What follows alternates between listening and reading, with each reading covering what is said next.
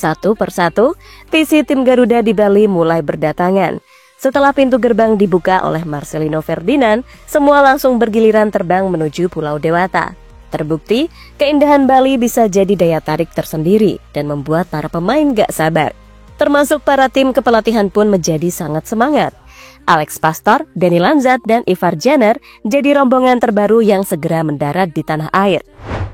Di sisi lain, Elkan Bagot yang telah berada di Bali duluan, kini menjadi salah satu bintang yang terus dipantau sinar pergerakannya.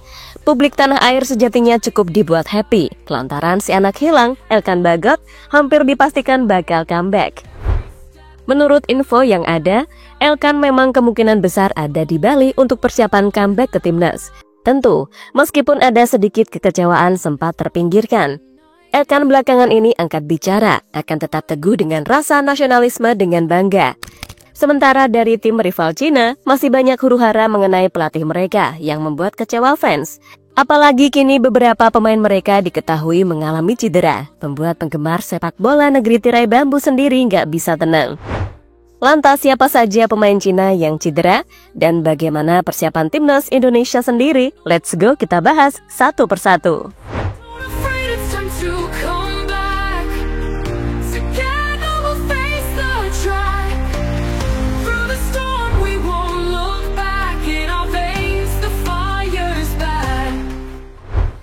TC Bali bukan hanya latihan biasa, ia adalah ritual menuju pertarungan terakhir di babak ketiga. Pertarungan kontra Cina adalah final kecil yang tak boleh disia-siakan. Kenangan pahit dari kekalahan di Qingdao menjadi pengingat bahwa kesombongan bisa membunuh harapan. Kini, Garuda datang bukan untuk sekedar bermain, tetapi untuk menembus, membalas, dan membuktikan. 3 poin adalah harga mati, karena di ujung babak nanti, kita akan menantang Jepang, sang samurai biru yang sudah mengantongi tiket Piala Dunia. Dari pemain yang dipanggil, 2 dipastikan absen saat menghadapi Cina, di mana Marcelino dan Marten Pas harus menepi karena akumulasi kartu. Namun kehadiran mereka di TC tetap penting untuk menjaga irama tim. Sementara itu, nasib Kevin Dix dan Ragnar masih jadi tanda tanya. Klub belum memberi lampu hijau dan kondisi kebugaran mereka belum 100%. Disinilah nama Elkan Bagot kembali jadi opsi realistis. Konsistensi permainannya di Blackpool, meski sempat terganggu cedera, menjadi alasan kuat baginya untuk kembali ke barisan belakang Garuda. Menghadapi Cina yang kerap mengandalkan crossing dan tekanan di menit-menit akhir, tinggi dan kemampuan duel udara Elkan bisa jadi benteng terakhir yang kita butuhkan. Dan Elkan sendiri sangat menerima jika mendapatkan panggilan Garuda, mengingat tugasnya bersama Blackpool telah usai. Ya, saya katakan, pertandingan paling penting yang pernah saya jalani adalah ketika bermain untuk Timnas Indonesia, tegas Elkan soal Timnas Indonesia di kanal YouTube Sherbet Lemon Brand Stories. Elkan dari awal adalah pemain yang paling mencintai Indonesia. Ia tanpa ragu selalu menyebut Indonesia, Indonesia, dan Indonesia dalam setiap waktu. Elkan bukan hanya pemain, ia adalah simbol perjuangan lintas batas. Di tengah tekanan, ia memilih setia. Beberapa tahun terakhir mungkin tak mudah, tapi kini babak baru terbuka bersama Patrick Kluivert.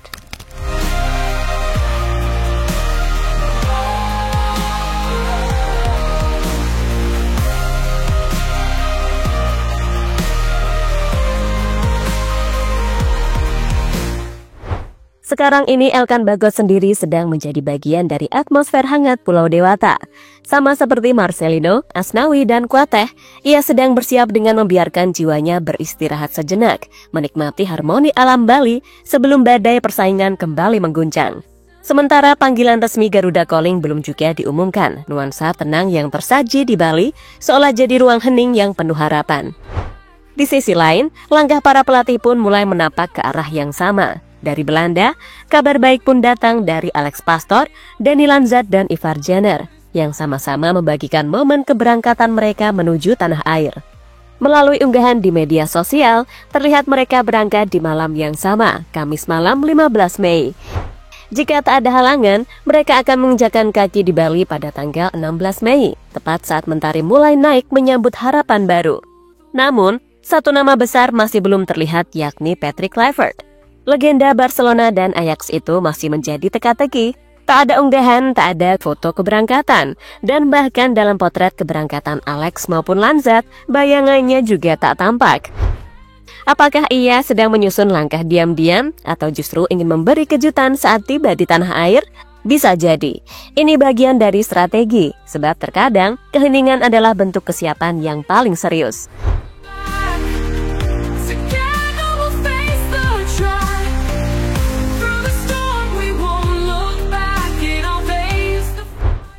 Tapi, di antara segala dinamika dan teka-teki yang menyelimuti persiapan timnas, ada satu hal yang mampu menenangkan hati, bahkan menghadirkan senyum tulus di wajah para penggemar.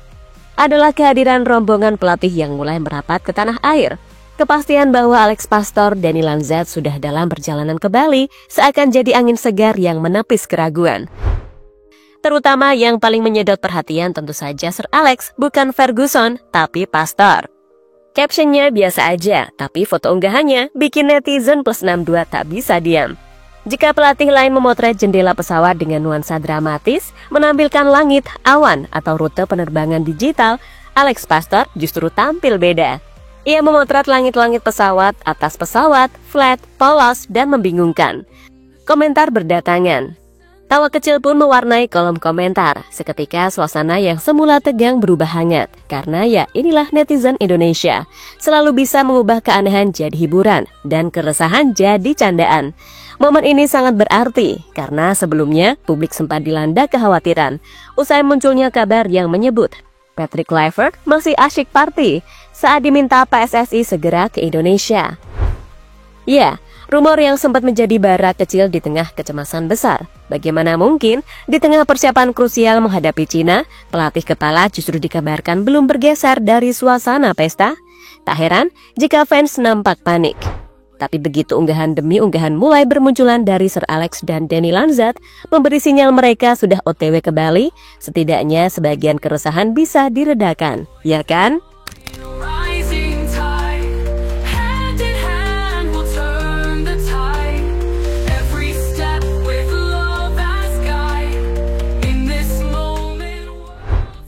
Kemungkinan ada pemain tambahan baru.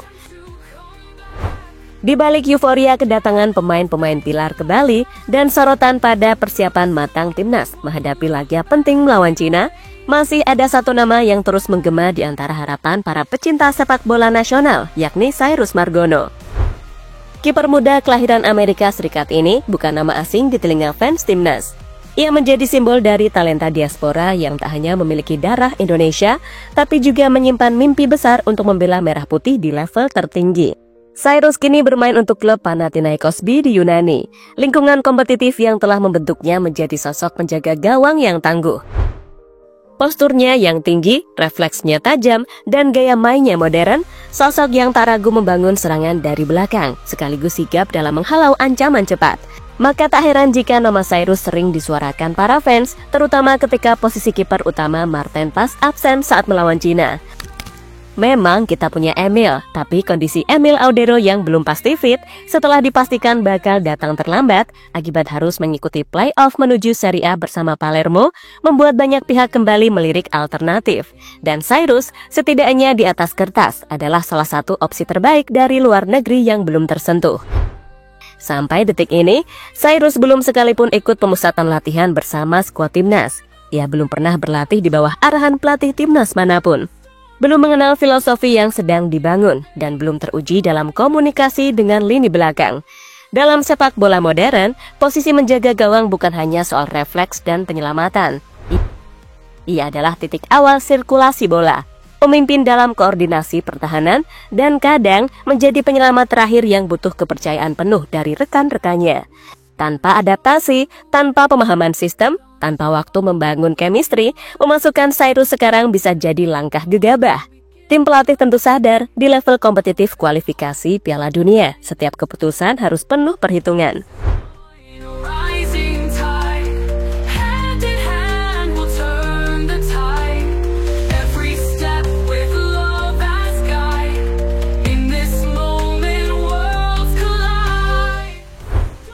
Fans Cina panik sendiri, pemainnya cedera.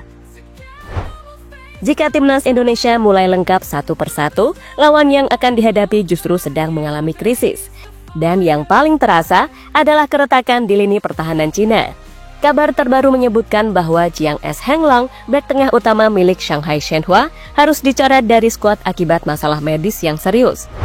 Bukan cedera biasa, tapi masalah pada ginjal kiri, termasuk akumulasi darah subkapsular dan efusi perinefrik.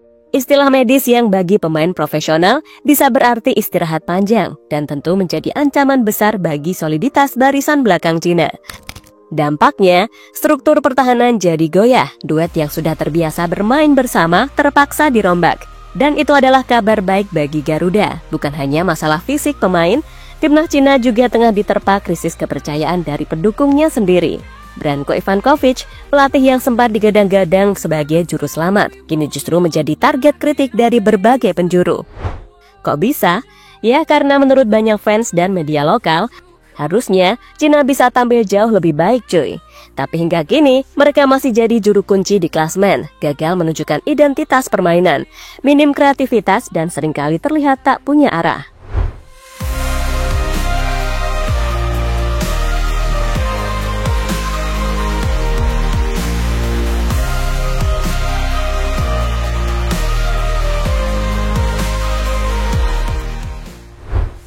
Jadi itulah kondisi kedua belah tim yang akan saling berebut 3 poin di matchday Juni mendatang.